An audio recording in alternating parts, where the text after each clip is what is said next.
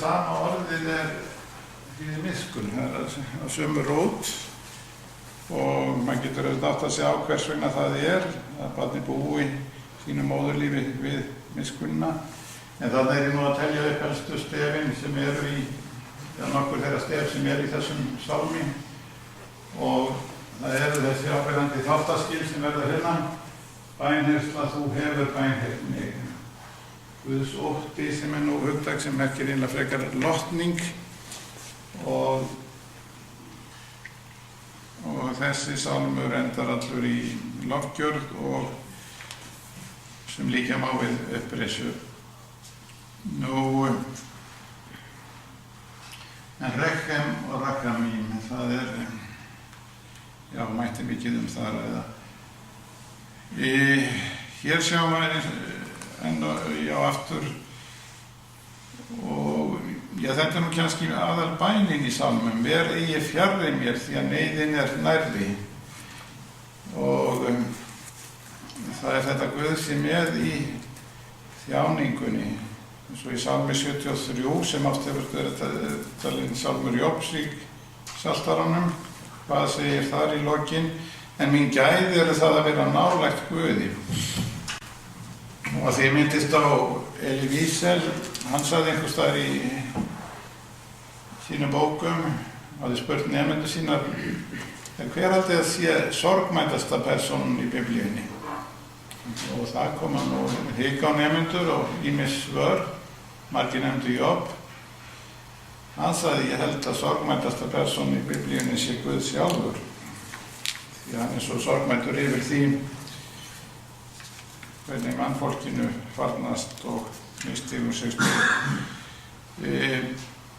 Nú hér má finna líka tvær setningar sem koma fyrir aftur Bíblasögunni þegar við gegnumstungið hendur mínar á fætur sem sé, komur hann handritnýlegt tildulega í Gamla testamentisfræðum lítum á 50 ára gamla texta sem nýja og ferskan en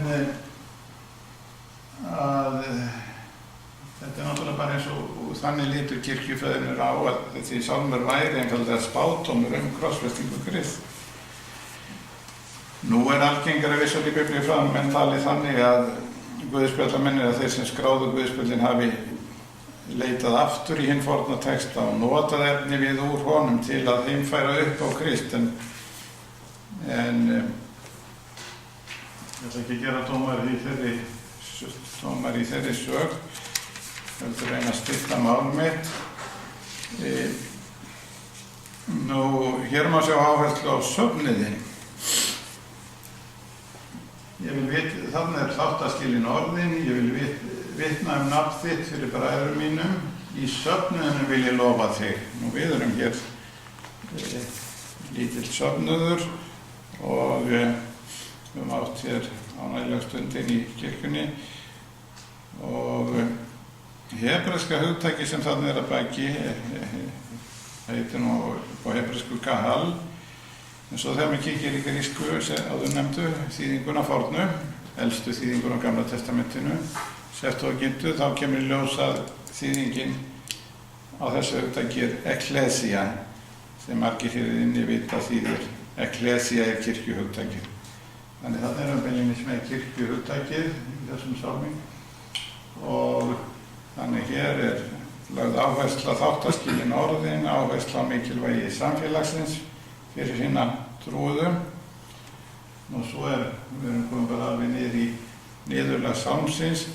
Það sannarlega ekki einn örvæntingatónn þarna, þvert á móti má lesa niðurlagi sem fyrirheit útbreiðslu og boðun kristninnar. Og nú svo lánsamur að eiga þessa mynd, hún svo elskulega kona Karolína Lárusdóttir sem nú verið mikið veik síðust árin.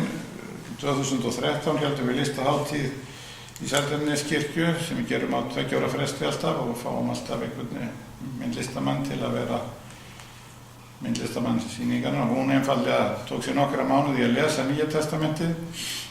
Illu heillisaði ég vildi láta Gamla testamentið eiga sig en hún málaði 12 myndir út frá Nýja testamentinu, bara frá fæðingu og að upprisu. Síðasta myndi var af konunnar í í tómri gröfinni og þetta mettun mannfjöldans. Kallast á við 17. versi í sálminum, snauðir munu eta og verða mettir. Þannig það er svo ótrúlega mikið samspil milli þessa sálms og Nýja testamentisins. Óvenjulega mikið. Vissulega Gamla testamenti var jú Biblía Jesú, sumir fornasögur segja hann hafi lært að lesa út frá Jesaja-ritinu og þetta má tengja við kvöldmáltíðarsakramentið auðvitað. Nú hér ég aftur komin af einn af þeim fjölmörgu kvikmyndum sem gerðar hafa verið líf Krist, The Passion of the Christ, og það var alfarið lögð áhersla píslinar. Mörgum þótti þetta mjög ábeldisfull mynd en þar vísað aftur í 4. þjónsljóð Jesaja-ritsins, en hann var særður vegna vorra synda, kraminn vegna vorra misgjörða. Einn af þeim textum úr Jesaja-ritinu sem hafa verið túlkaði líka sem Messíasarspádómar og þannig var Sálmur 22 túlkaður. Svona í sálmarannsóknum síðari tíma, síðustu ára, áður var það svona ríkjandi afstaða að sálmarnir það verið tilviljunarkennt niðurröðin á þeim. Og þegar maður var að læra sálmann í gamla daga þá byrjaði maður kannski á Sálmi 68 og fór svo í Sálmi 3 eða eitthvað. En nú hefur það orðið ríkjandi stefna og ég sjálfur þeirra skoðun að það sé guðfræðileg hugsun að baki uppbyggingu sálmasafnsins og til dæmis þessi stígandi hvernig harmsálman eru í byrjun og svo förum við dimma dali og það gengur ýmislegt á og konungdæmi Davíðs líður undir lok. En svo þessi stígandi, það eins og sé verið að fara upp til Jerúsalem og allt endar í lofgjörð en þetta segi ég vegna þess að í slíkri ritskýringu, og það ger ég í minni bók áhrifasögu sálmanna, þá huga ég alltaf smá umfjöllun varðandi hvern sálm stöðu hans innan sálmasafnsins.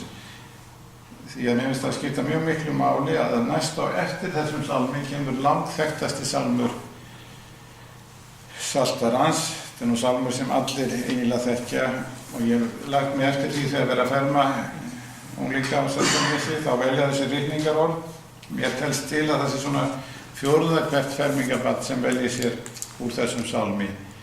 Annaðhvort upp á sorðin, drottinn er minn hirðir, eða þótt ég fari dimman dal, óttast ég ekki neitt því að þú ert með mér.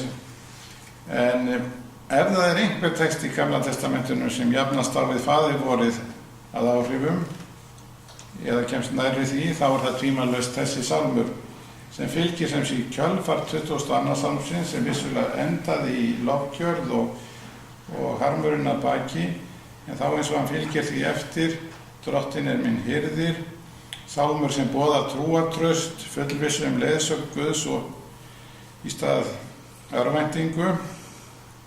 Þannig með sama hætti og páskadagur kemur í kjölfar föstudagsins langa sem við upplifum í dag og boðar uppreissu, þá kemur 23. sálmurinn í kjölfar 22. sálms, boðar leiðsögn og vernd hirðisins sem kristnir menn hafa löngu túlkað sem góða hirðin, en svo nefndi Jesús sig sjálfur í Jóhannesarguðspjalli. Föstudaginn langi markar vissulega tímamót í kirkjuárinu og þau tímamót erum við að upplifa í dag, en við erum að horfa fyrst og fremst fram til endurupplifa hann sannarlega, en það horfum fram til eiginlegu tímamóta á páskadagsmótni. Það ætla ég að hafa mín loka orð og þakka enn og aftur fyrir þetta góða boðum að fá að koma hér og spjalla við ykkur. Ekki sérstaklega fræðilegu fyrirlestur kannski, en minnist á orða Þór Skafar Þórðarson, aldrei verið afsakað sér neitt, bara gerði þetta svona. og ákvað að hafa þetta dálítið tengt myndum og listum. Kærar þakkir fyrir áheyrnina og segi þá ekki meira í bili að minnsta kosti.